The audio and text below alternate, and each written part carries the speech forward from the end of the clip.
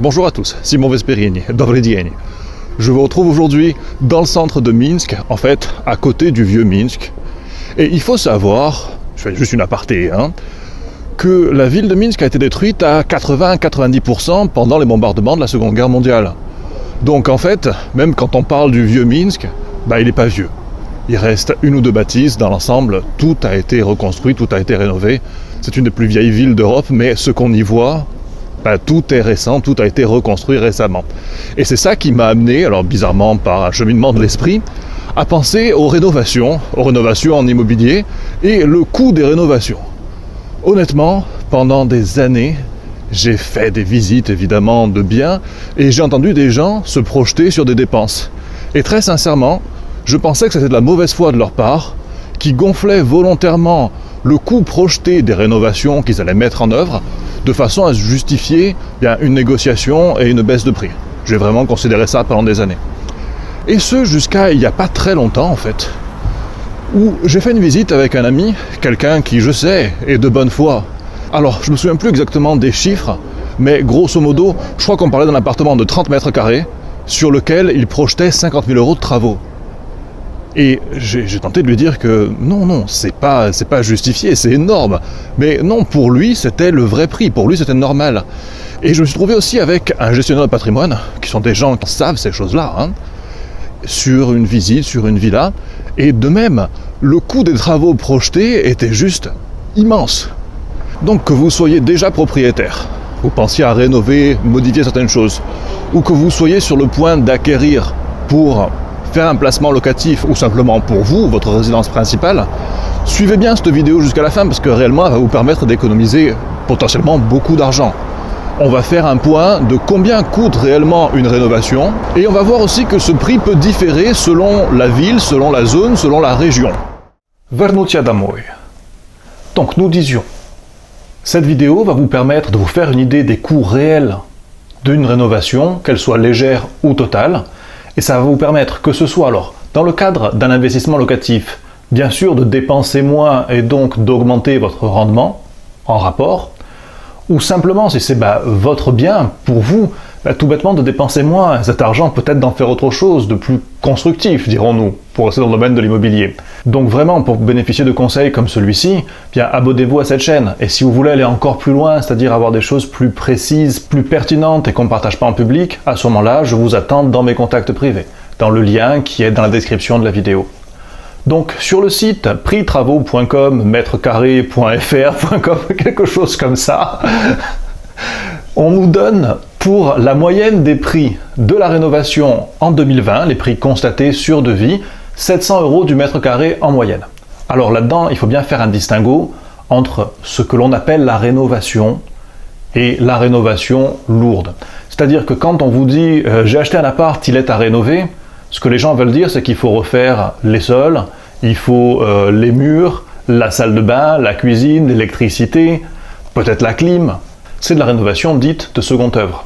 Après, quand on parle d'un bien détruit qu'il faut entièrement rénover, à ce moment-là, il s'agit du gros œuvre. Si je vous dis, par exemple, j'ai acheté une maison, il y a les dalles qui s'affaissent, les murs qui se lézardent et le toit à refaire, voilà, à ce moment-là, on est sur une rénovation de gros œuvre et aussi derrière de seconde œuvre. Donc c'est pour ça qu'on a ce prix qui est une moyenne des deux, en fait.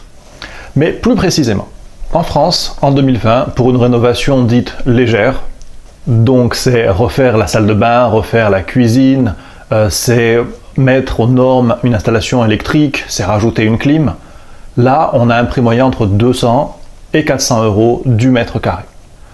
Pour une rénovation totale, donc quand on dit rénovation totale, c'est vous rentrez dans l'appart et il est démonté et il faut tout refaire.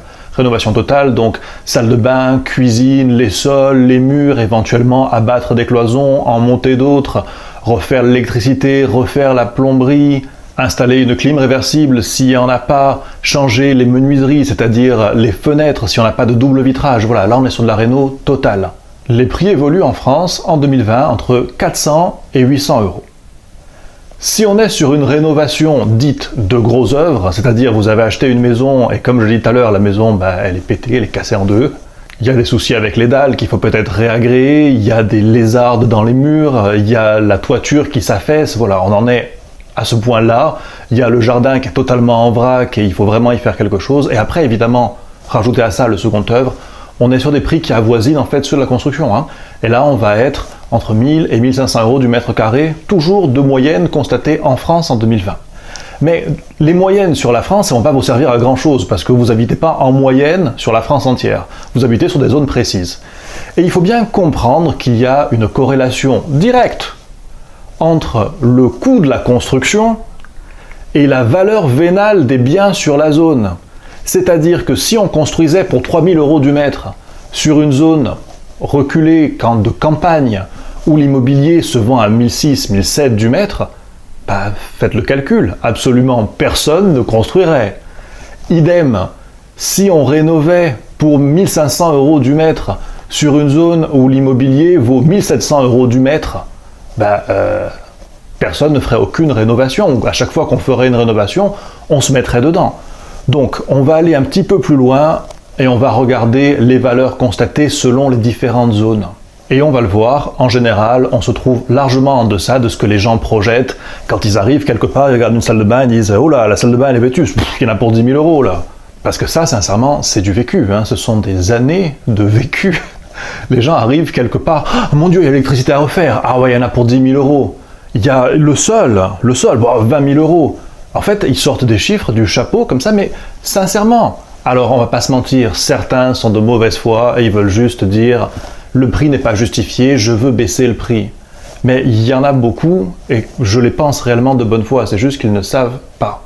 Et peut-être d'ailleurs qu'ils ont demandé des devis un jour, et qu'ils se sont fait un petit peu prendre en main sur les devis. Donc, au ville par ville, regardons par exemple Paris, puisque Paris c'est la France c'est Paris. Donc à Paris, on constate sur une rénovation totale, donc on parle d'une rénovation totale du second œuvre, maintenant vous savez faire la différence, on est à 700 euros du mètre constaté. À Saint-Étienne, on est à 350 par exemple, puisque si on regarde les valeurs vénales, bien elles sont nettement plus basses à Saint-Étienne qu'à Paris, et le prix de la rénovation s'en trouve coupé en deux. Marseille, qui se trouve un petit peu entre les deux, en moyenne à Marseille, on a une rénovation totale toujours du mètre carré à 600 euros du mètre.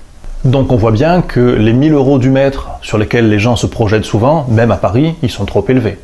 Ça ne veut pas dire qu'il y a des gens qui ne les payent pas, hein, mais ça veut dire qu'un professionnel qui sait faire les choses, qui veut faire les choses dans les clous et faire de bonnes affaires, quand je dis de bonnes affaires, c'est pas rouler les gens dans la farine, mais simplement ne pas surpayer, il ne paye pas 1000 euros du mètre, même à Paris.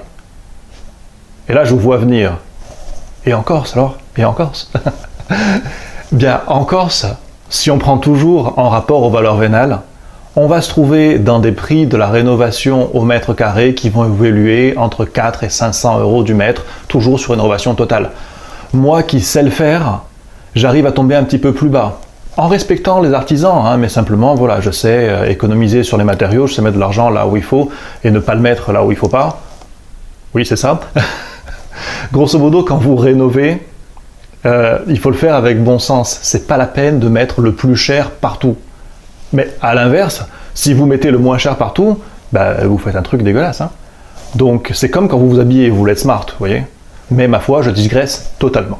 Si cette vidéo vous a apporté quelque chose, et j'espère que c'est le cas, eh bien abonnez-vous à cette chaîne. Et encore une fois, si vraiment vous êtes intéressé par ce genre de conseils et vous voulez faire de l'immobilier comme un pro, comme il faut, à ce moment-là, c'est dans mes contacts privés que je vous attends. Je vous remercie et je vous dis à la prochaine vidéo. Ciao.